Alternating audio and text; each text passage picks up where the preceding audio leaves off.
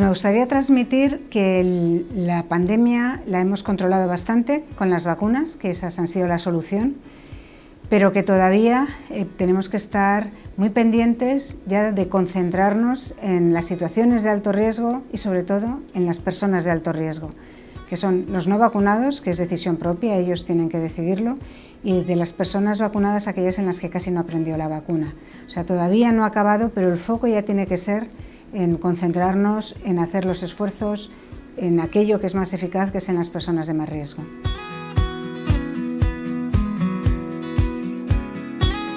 Bueno, para mí la solución claramente han sido las vacunas. Antes de tener las vacunas, aunque sabíamos que era posible hacer una vacuna y por eso empezaron en los primeros días muchos grupos de investigación a investigar en vacunas, en todas las posibles, y muchas compañías farmacéuticas a empezar a desarrollarlas, no sabíamos que no iba a haber incidencias, no sabíamos que iban a ser tan eficaces y tan seguras.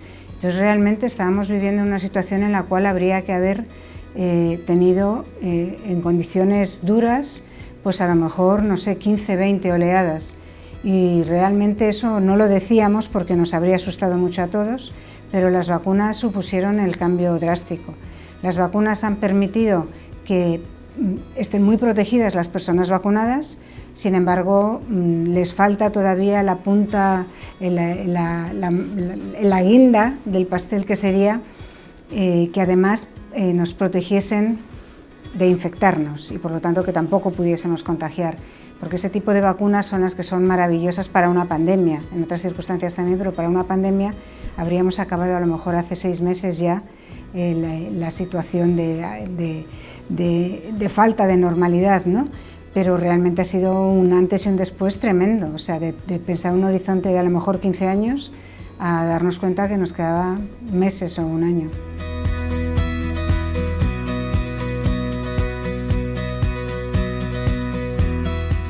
Las variantes que se están generando hasta Omicron eran variantes que iban mutando poquitas posiciones cada vez y que era una mutación gradual.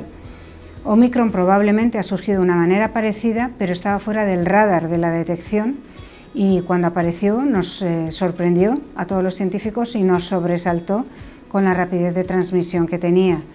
Además, Omicron, aunque es más suave, se escapa parcialmente del poder de las vacunas, se compensa lo uno con lo otro, pero sobre todo se recupera con la tercera dosis. ¿Qué pasa? Que a cambio tenemos otra cosa mala, y que hay muchísimos más casos. Entonces el balance de esta oleada, con la bondad de Omicron, con la desventaja de que es menos, protege menos, la bondad de la tercera dosis y la desventaja de que infecta mucho más, es todavía un balance negativo. Hay muchos fallecidos en la mitad de la ola que llevamos y bueno, esperemos que por eso que ellos se protejan. En cuanto a la periodicidad de las vacunas, depende de si esto ha sido una situación única o si siguen surgiendo variantes que sean un salto importante que no esperemos. En esa situación probablemente haya que buscar vacunas específicas y ya se están buscando a nivel de las agencias mundiales del medicamento. Habría que buscar vacunas frente a las variantes en cuanto surjan, pero todavía no sabemos lo que puede ocurrir.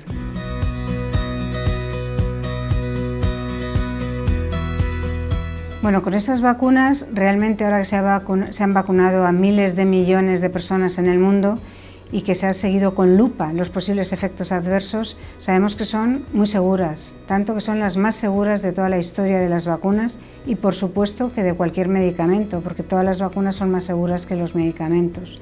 O sea que el perfil de seguridad es muy fuerte.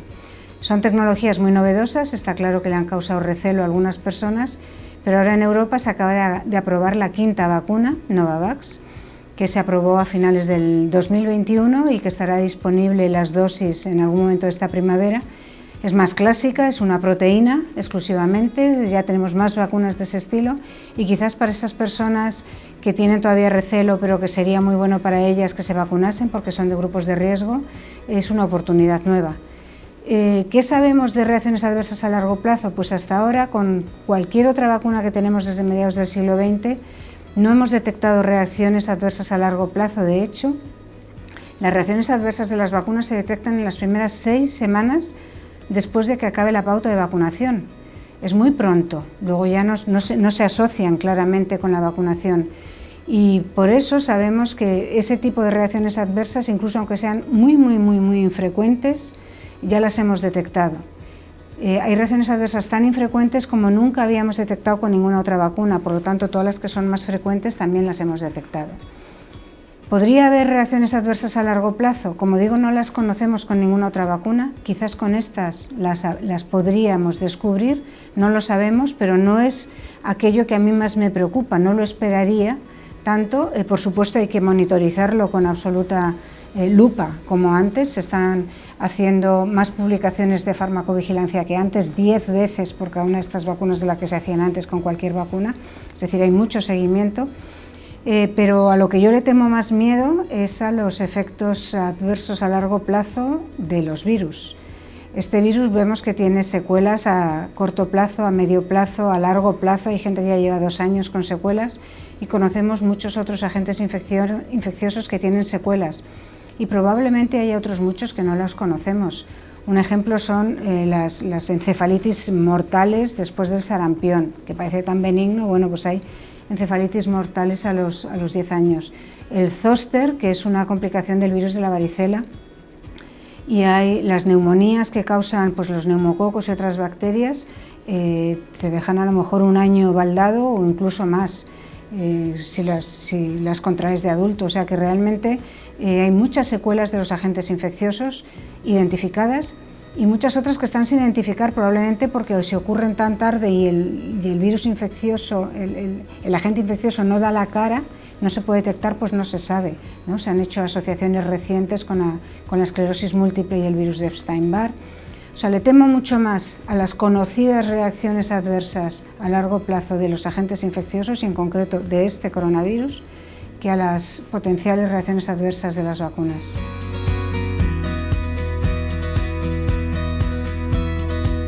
Lo que más me ha sorprendido el coronavirus ha sido ver en persona por primera vez un agente infeccioso para el que nadie en la humanidad tenía nada de inmunidad. Ver cómo un agente infeccioso que es menos transmisible que otros, que es mucho menos mortífero que otros, sin embargo ha causado una pandemia tan brutal en el mundo, y la razón es que no teníamos nada de defensas. Me ha sorprendido, yo sí que esperaba que fuese muy distinto de una gripe. Yo era de las que decía, ¿cómo pueden decir que esto es como una gripe al principio? Pero no lo decía en voz alta porque nadie me conocía en los medios de comunicación. Yo sí que esperaba que fuese mucho peor porque cuando llega una pandemia de gripe sustituye a la gripe del año anterior o a la que pasamos hace 5 años o hace 10 años, y realmente una gripe A que sustituye a la del año anterior se encuentra con prácticamente toda la población mundial con inmunidad, y aquí era 0. Entonces, lo que más me ha sorprendido ha sido ver cómo un virus normal entra hasta el final de nuestra sociedad por la ausencia de defensas. Por eso las vacunas son la solución, porque son las que nos entrenan las defensas.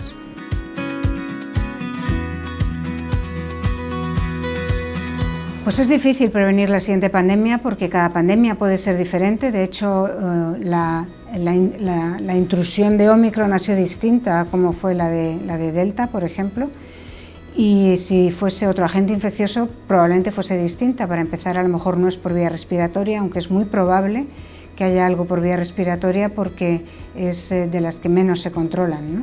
Entonces es más fácil que de epidemia acabe en pandemia. Pero tenemos que estar preparados para aquello que no esperamos, además de para todo aquello que esperamos. Entonces realmente hay que hacer mucha prevención, hay que hacer mucha vigilancia de los genomas, de lo que está circulando, pero sobre todo hay que tener mucha investigación en todos los agentes infecciosos y en la preparación de vacunas, porque esa investigación previa es la que ha permitido desde el primer momento empezar a combatir este virus, saber que era un coronavirus y enfocarnos directamente, saber que la proteína S era la proteína que había como mínimo que poner en todas las vacunas. Hemos sabido que se podían hacer vacunas porque se estaban haciendo vacunas frente a otros coronavirus. Investigación básica, muchísima, en cualquier cosa, por remota que nos parezca. Estábamos investigando en el primo hermano de este virus, que era el SARS-1, que había desaparecido de la faz de la Tierra y estábamos investigando en él, era importante. Cualquiera habría dicho, ¿qué hacen los virólogos haciendo eso? Pues ha sido muy importante poder investigar en él.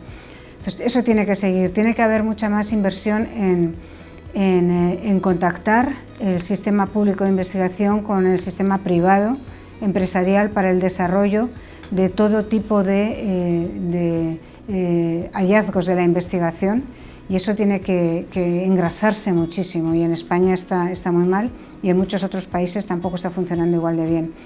Y luego creo que es muy importante la labor de prevención. Tenemos que hacer prevención a nivel de sociedad, a nivel de ganar confianza en las vacunas. Eso lo hemos visto muy claro en España, un país de los que más confianza en las vacunas tienen, donde más exitosa ha sido la campaña de vacunación, y eso se tiene que extender a otros países, por ejemplo europeos, que han fallado en ello porque no tenían previamente confianza en las vacunas.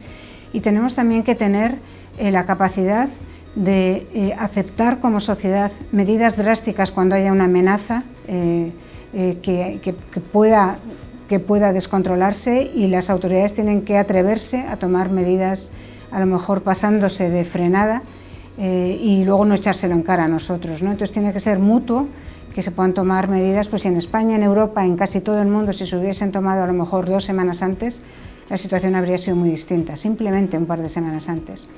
Y luego creo que debemos aprender mucho de esta pandemia.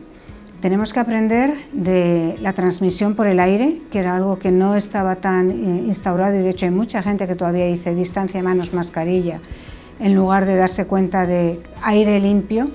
Tenemos que aprender de eso, porque eso nos va a evitar la transmisión por este virus, la transmisión por otros agentes respiratorios conocidos, la transmisión probablemente por la bacteria de la tuberculosis, que es quien mataba más en el mundo antes del coronavirus, y probablemente la prevención de otras pandemias que puedan venir por vía respiratoria. Y eso se consigue aunando la experiencia de muchísimas especialidades, arquitectos, ingenieros para diseñar aparatos, urbanistas, especialistas en mecánica de fluidos, virólogos, sanitarios. Mucha gente tiene que colaborar en eso para que las próximas décadas sean las décadas del aire limpio, limpio de agentes infecciosos, limpio de alérgenos, limpio de contaminantes, y yo creo que eso tiene que ser, ese aprendizaje nos va a dar quizás otro salto, igual que lo fue el tener el agua limpia, la potabilización del agua lo fue en el siglo XIX-XX.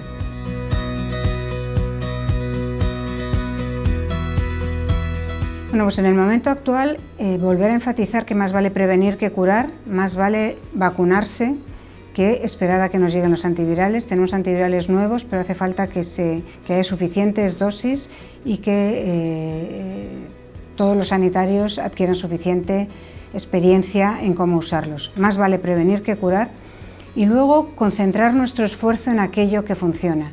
Es decir, entender claramente qué es lo que está ocurriendo. Para mí entender es la clave de todo, y aplicar aquellas medidas en aquellas situaciones en las que son más eficaces, en las que el esfuerzo merece más la pena, y particularmente en las personas de más alto riesgo.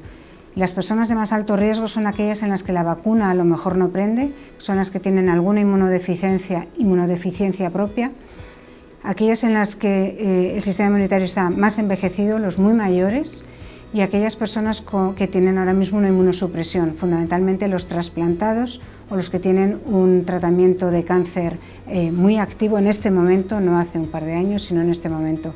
Concentrarnos en las situaciones, en las personas de mayor riesgo, animar a que no se vacunen los que todavía no se han convencido, por su propio bien, e intentar hacer todo lo demás con la máxima normalidad. Llevar la máxima normalidad a lo mejor en nuestra vida, pero antes de ir a ver a las personas de alto riesgo, tener test de antígenos o guardar una cuarentena, dependiendo de lo que sea más adecuado, y para ellos protegerse, pero no tener miedo. Ahora mismo, según vamos entrando en la primavera, ir cada vez retomando mucho más la vida normal, con precaución, pero retomando la vida normal, porque la salud mental es muy importante y no nos la podemos llevar por delante con la pandemia.